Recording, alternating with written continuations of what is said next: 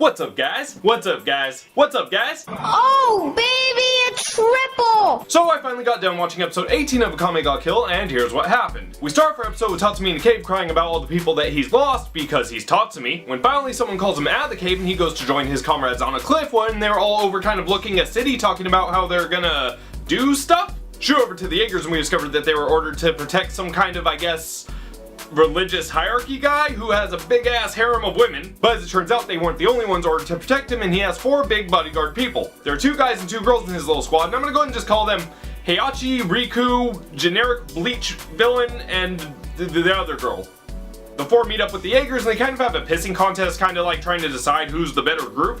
Even though the 4 don't have Imperial arms, I guess they're just better trained, so they kind of get the jump on the Jaegers, but then Esdeath's like, sit the fuck down, so they sit the fuck down. Now it's at this point that we follow the Jaegers for a little bit, and we kind of learn what happened after the last fight. As it turns out, Kurome, or Akame's sister, was really injured after that last fight because Chelsea got her in the vitals. So a wave eventually finds her, saves her, and carries her back to Jaeger headquarters where she's kind of nursed back to health. Now it's during this time I guess that Esdeath takes Chelsea's head and puts it in the middle of the town square, but I guess after that she goes and checks on Kurome, who has recently woken up and wants to get back into the fight, but Esdeath doesn't think that she's ready for it yet. So she tries to kick her and Kurome blocks, which I guess proves to her that she's ready to fight, and Wave's like, you're not ready to fight, what the hell are you doing? And Kurome's like, if I don't fight, they're going to just dispose of me because I'm no longer useful as an assassin, so they're pretty much going to kill me, so I have to fight. Doesn't matter if I'm ready for it or not, this is what's happening. Shoot back over to the night raid, and Mine and Tatsumi are kind of just scouring the city. I guess they're supposed to be on surveillance, but really Tatsumi just buys her ice cream, the 2 have a moment, and nobody cares. Meanwhile, Lubbock or Strings is in the city too, and he's actually doing his job, surveilling and looking around and kind of getting an idea of where everything is.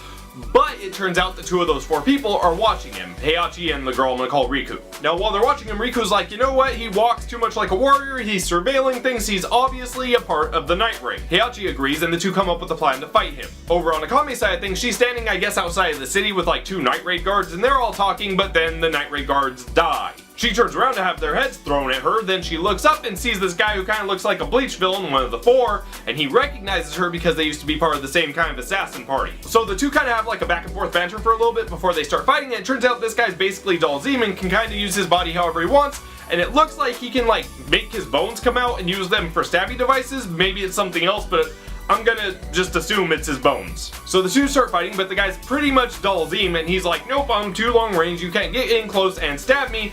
Which is stupid because the whole entire point of her sword is that when it cuts somebody, it curses them, no matter what, they die. The thing is, he's basically attacking her from long range, not with weapons, but with his body.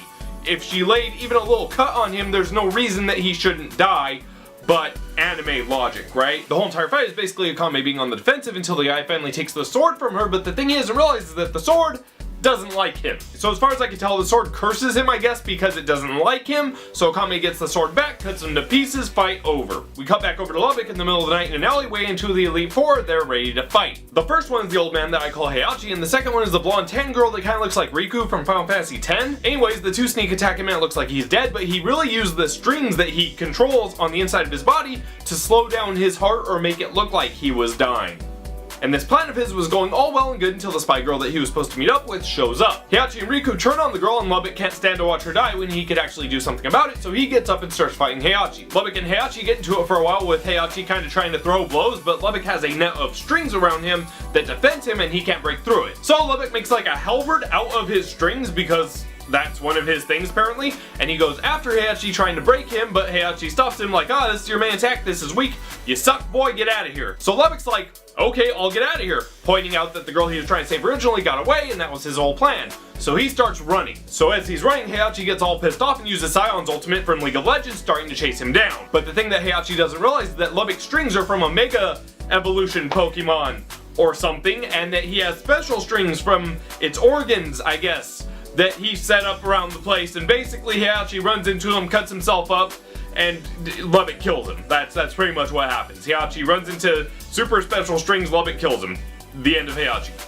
So now it's Riku's turn, and she shows up and starts sweating all over Lubbock's strings to dampen them so they're not as taut, because that's her power, is to sweat on things.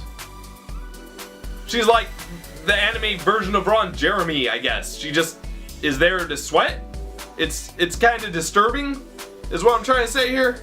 Anyway, she goes on to explain that the Elite Four all basically have complete control over their bodies, and that's why she can do that. Even though it's disgusting, but whatever. So it's at this point that Lubbock realizes he's at a disadvantage because even though he has string step everywhere for defensive and offensive purposes, they're wet now and that somehow disables them, even though they're from a Mega Deuce level Pokemon thing, whatever. So with that out of the way, she turns into Akame and starts bouncing off the walls left and right, eventually landing in front of him and busting a Ryu, punching him in the solar plexus. Lubbock goes flying across the alleyway and in what seems to be desperation pulls out 2 daggers, throws them at her, and misses completely. So she stalks up to him and the two kind of flirt, I guess, as she charges a Hadouken, ready to kill him. But seeing as how the show is very, very cliche and not surprising at all, he had strings attached to the things that he threw earlier. They come back, stab her in the back, he kills her, the end of that fight. And our final scene finds Tatsumi and Mine sitting on a rock, kinda chilling and talking and, you know, doing that brother-sister thing that they always do when suddenly a bunch of white-clad people walk up to them, and it turns out that those are kind of the religious people that are on their side. And anyways, yeah, they showed up now, so now they have religious people helping them out, and the Elite Four are dead, except for one of them. That's the end of the episode.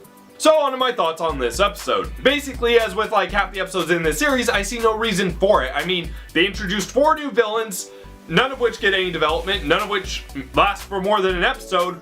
What's the point? There's only 7 episodes left in this entire series. Why not just have the Jaegers fight the Night Raid and show people slowly dying off? I mean, it doesn't make sense to have these filler characters and do nothing with them. Why? Why is this episode? Why were there 4 people there when the Jaegers were already there? They didn't need these 4 people. Why is this happening? Why? Why? Why? Why?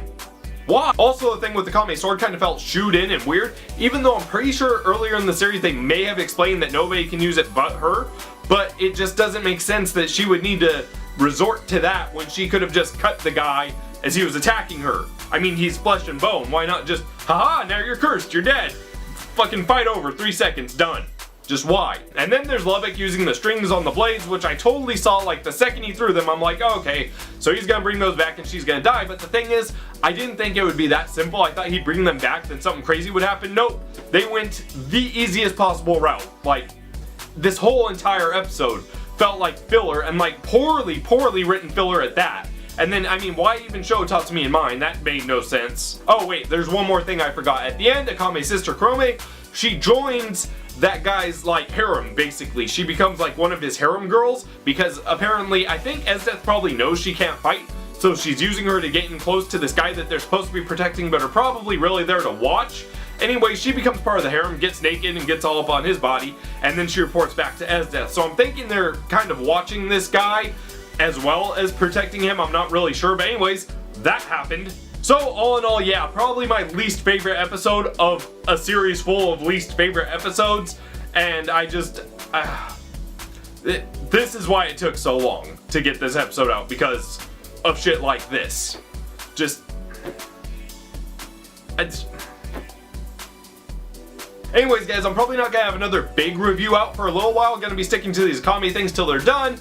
But if you want to see some more stuff from me, I also did a couple of things on the Geek channel, which I'll put a link to in the description below. I did something, podcast on that Anime Snuff channel for Fate Zero series, so if you want to hear my thoughts on that, you can go over there, also in the description, or you can go to the Otaku and see some of the podcasts over there that I'm involved with. So, you have options if you want to see more of me, they're just not on this channel.